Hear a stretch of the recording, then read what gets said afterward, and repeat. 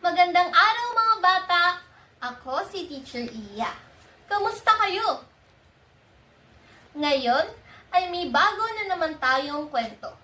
Pero bago iyon, alamin muna natin ang ilan sa mga salitang maririnig natin sa kwento.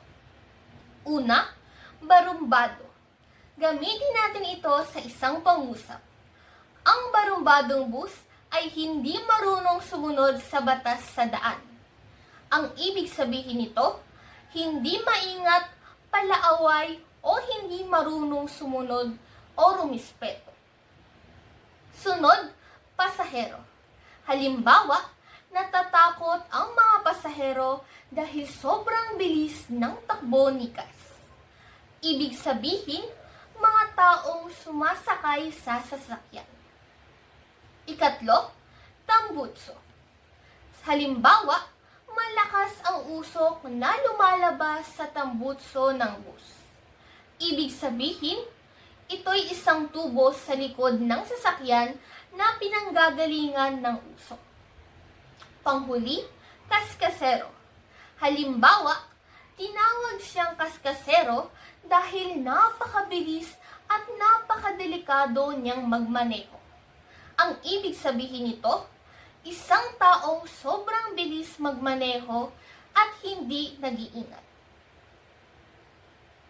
Pero bago tayo dumako sa ating kwento, alamin muna natin itong mga katanungang ito.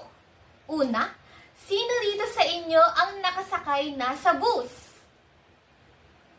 Ayan, magaling. Sunod, kamusta ang inyong biyahe? Mabagal o mabilis? Ikatlo, ano ang sa tingin ninyo ang mangyayari kapag masyadong mabilis at pabaya ang pagmamaneho? Ayan, ang gaganda ng inyong mga kasagutan. Pero bago tayo dumako sa ating kwento, alimin natin itong mga katanungan na malalaman o matutukoy natin sa ating kwento mamaya. Una, sino kaya ang bida sa ating kwento at ano kaya ang ginagawa niya sa kalsada? Kaya ngayon, dumako na tayo sa ating kwento. Ang Barumbadong Bus. Kwento ni Rene O. Villanueva at guhit ni Joan Berber Gando. Ako ang hari ng kalsada, sabi niya. Takot ang lahat ng jeep at kotse sa kaniya. Sa daan, ako ang tunay na bida.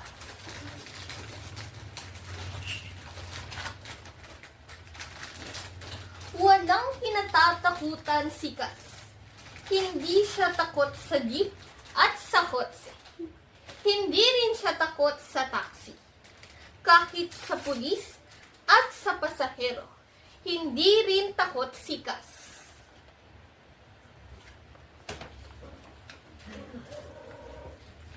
Ang bilis-bilis ng takbo ni Cass. Kaya takot na takot ang mga pasahero. Para! Para! Sabi nila. Pero humihinto lang si Cass kung saan at kailan niya gusto. Pagbaba ng mga pasahero, nervyos na nervyos sila. Dahan-dahan lang ang takbo, sabi nila kay Cass. Hindi sila pinansin ng barumbado.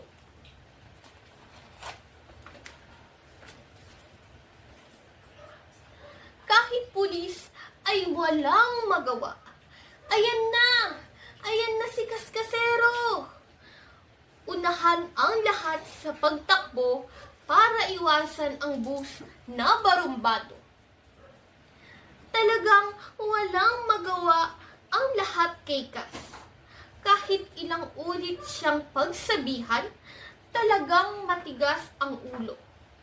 Ako ang hari ng kalsada, lagi niyang sinasabi. Gagawin ko ang lahat ng gusto ko.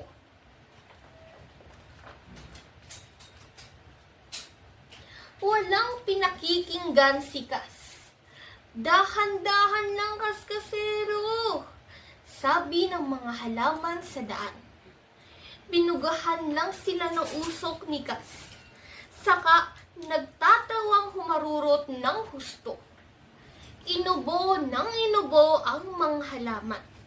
Pero hindi man lang lumingon si Kaskasero. Sa loob-loob niya, yan ang nakukuha ng mga pakialamero. At muli siyang kumaripas ng takbo. Minsa'y kinausap siya ni Ulap. Huwag ka namang buga ng usok. Nangingitim pati ilong ni Ulap. Sa dumi ng usok, muntik na siyang maiyak. Salbahe talaga si Kaskasero. Siya ay bus na walang modo.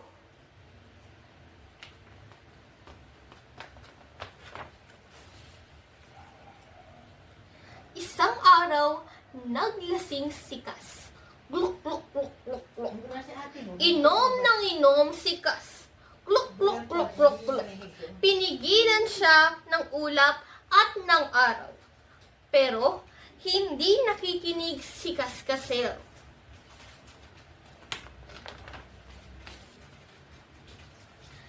Kahit lasing na lasing, naisip pa rin niyang magyabang. Kahit paekis-ekis ang mga gulong, pinaspas pa rin siya sa gitna ng daan. Ako ang hari ng kalsada, sabi niya. Saka bumusina ng bubusina. Mabilis na mabilis ang takbo ni Kas. Mabuti na lang at wala siyang sakay. Lasing na lasing ang bus na walang modo. Ang bilis-bilis ng kanyang takbo. Mas mabilis pa sa jeep, mas mabilis pa sa taxi, at mas mabilis pa sa kotse. Pero hindi pa rin siya nasiyahan. Ang takbo'y lalo pa niyang binilisan. Nabangga si Kas. Bali-bali ang bakal at ang tubo. Wasak ang makina at baluktot ang tambutso. Parang napisang lata si Kaskasero.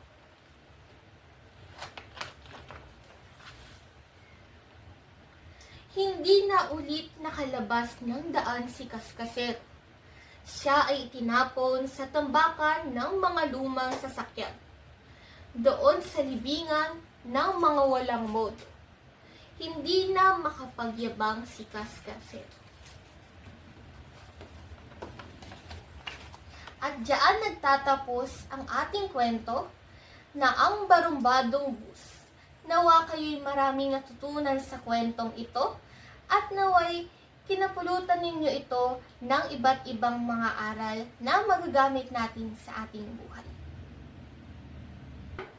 Ngayon, alamin natin ang mga kasagutan sa mga katanungang itong napakinggan natin sa ating kwento. Una, sino ang bida sa kwento? Tama! Si Kas. Sunod, bakit tinawag na barumbadong bus si Kas? Magaling! Dahil mabilis siyang magmaneho ng bus.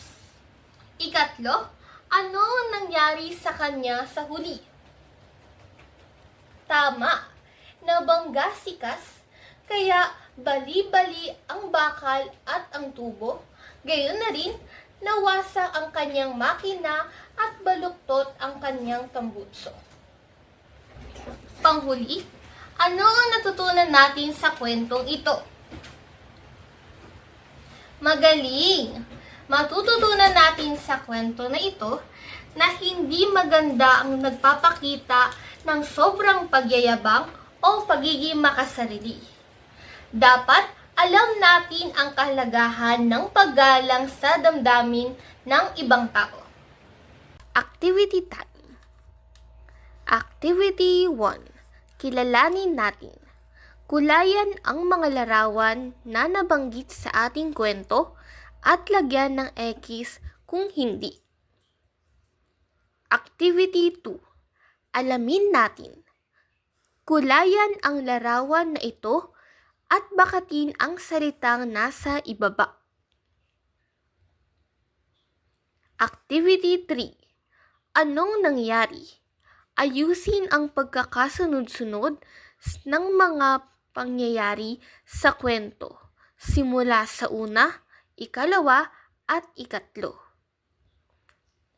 Activity 4. Magalang ako. Bilang pangako sa sarili, isulat sa patlang ang isang magandang pag-uugali na gusto mong gawin. Iguhit rin ang iyong sarili habang gumagawa nito.